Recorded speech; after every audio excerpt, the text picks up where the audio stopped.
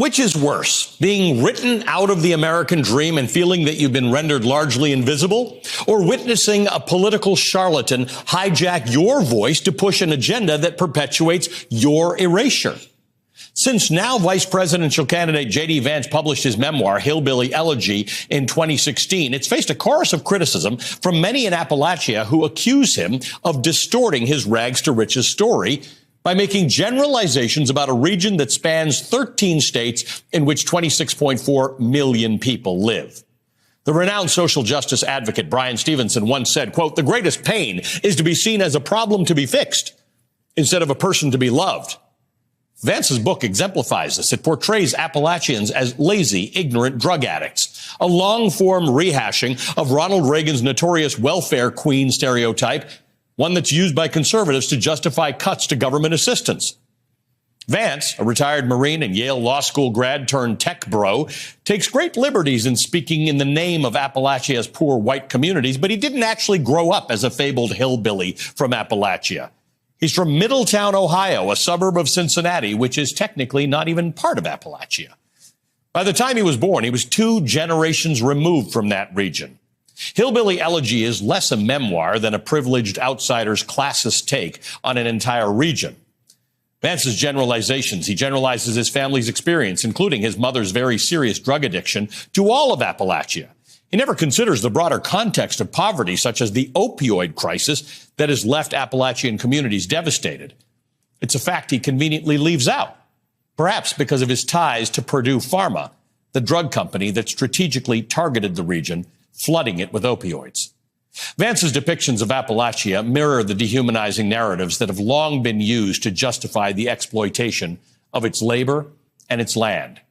Appalachian writer Meredith McCarroll sees Vance as part of this long and troubled history, writing, quote, "First it was timber, later it was coal, now it's identity." Vance tapped a vein and extracted an identity that allows him to be of the people while he blames the people for their challenges.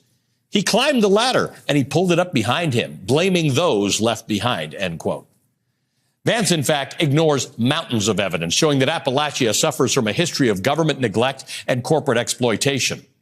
According to 2 researchers who profiled hundreds of people in the region, quote, "They worked harder than either of us ever will, but still could not pay their bills." Public policy should not be based on a golden boy who beats the odds. It should recognize the experiences of vast swaths of Americans who are following all the rules and still falling behind, end quote. Vance's distortion of Appalachia to advance his political ambitions is part of a larger troubling pattern with the Ohio senator, his opportunism, and his naked ambition. Republican Senator Mitt Romney noted this character flaw early on, saying he couldn't disrespect someone more than he did J.D. Vance.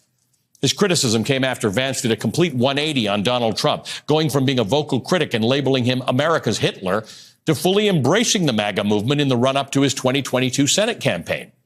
Romney, speaking to his biographer, mused, quote, "How can you go over a line so stark as that? It's like, really? You sell yourself so cheap?" Now, with Vice President Kamala Harris at the top of the Democratic ticket, the GOP's assumptions about the race have been entirely upended, and Vance's controversial history is suddenly looking less appealing to Republicans who worry that he could actually repel swing voters. Recent polling shows that Vance is deeply unpopular, but now he's part of Trump's team. Together, the convicted felon and the wannabe hillbilly, selling snake oil to ordinary Americans. But if recent polls are any indication, it's not so clear that the con is working anymore. Perhaps it's best we heed the warnings of those who saw through Vance early on. Like the aforementioned Meredith McCarroll, who in 2023 wrote, quote, "As Vance enters the halls of the U.S. Senate with a narrative of oppression, blaming not Purdue Pharma, but his addicted mother, blaming not the tax breaks that move jobs out of the country, but the immigrants who seek a new home, blaming not the systems of poverty that were perpetuated in his family, but rather the laziness of his own family. The stories he chooses to tell matter. Pay attention to his narratives. They have taken him far and can continue to shift to carry him even farther."